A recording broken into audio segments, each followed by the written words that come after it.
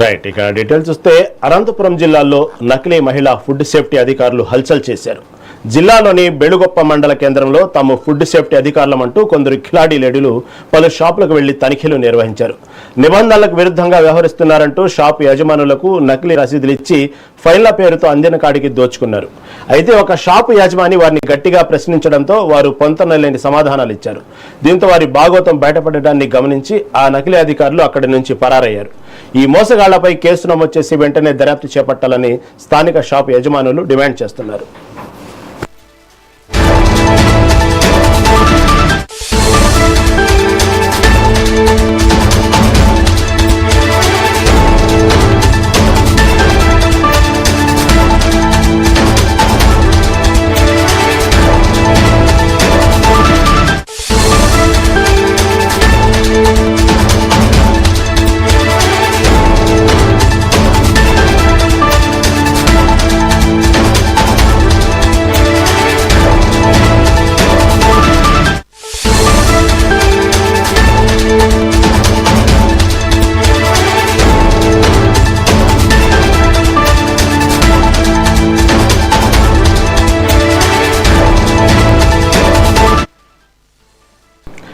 అనంతపురం జిల్లాలో నకిలీ మహిళా ఫుడ్ సేఫ్టీ అధికారులు హల్చల్ చేశారు.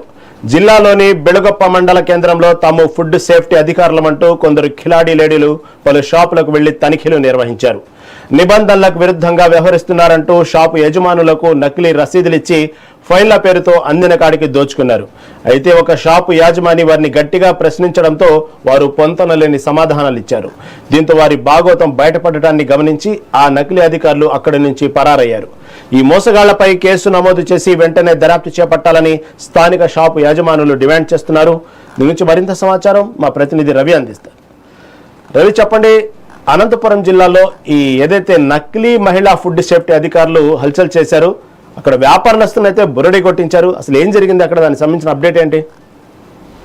Good evening Rahim. ఏదైతే అనంతపురం జిల్లా బెళుగుప్ప మండల కేంద్రంలో కొంతమంది మహిళలు తాము ఫుడ్ సేఫ్టీ అధికారులమంటూ కొన్ని షాపుల పైన రైడ్ చేయడం జరిగింది. అయితే నేరుగా కిరాణా దుకాణాలు, బేకరీలకు వెళ్లి తనిఖీలు నిర్వహించారు. మొదటిగా వారు దుకాణాల్లో ఉన్న ఆహార పదార్థాలను పరిశీలిస్తున్నట్లు నటించారు. అనంతరం ఫుడ్ లైసెన్స్లు, నాణ్యత ప్రమాణాలు, గడువు తేదీలు వంటి అంశాలపైన ప్రశ్నిస్తూ వ్యాపారులను భయాందోళనకు గురి చేశారు.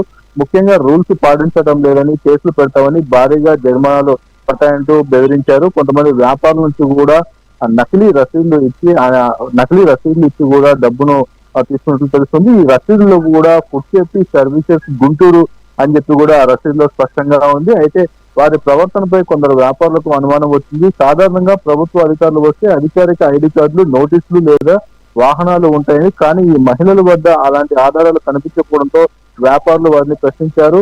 అయితే నిజంగా ఫుడ్ సేఫ్టీ అధికారులైనా ఐడి కార్డులు చూపించండి అంటూ కూడా కొంతమంది వ్యాపారస్తులు అక్కడ వారిని నిలదీయడంతో అక్కడి నుంచి వారు సరైన సమాధానం ఇవ్వకుండా వెళ్ళినట్లు సమాచారం.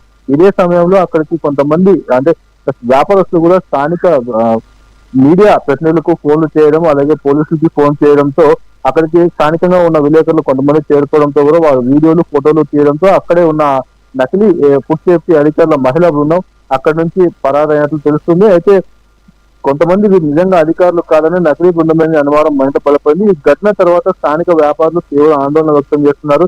ఇప్పటికే చిన్న చిన్న వ్యాపారాలు సరిగ్గా నడవడం కష్టంగా మారిందని, ఇప్పుడు ఇలా నకిలీ అధికారుల పేరుతో డబ్బులు వసూలు చేయడం తీవ్ర భయాందోళనకు గురి చేస్తుందని వారు అంటున్నారు.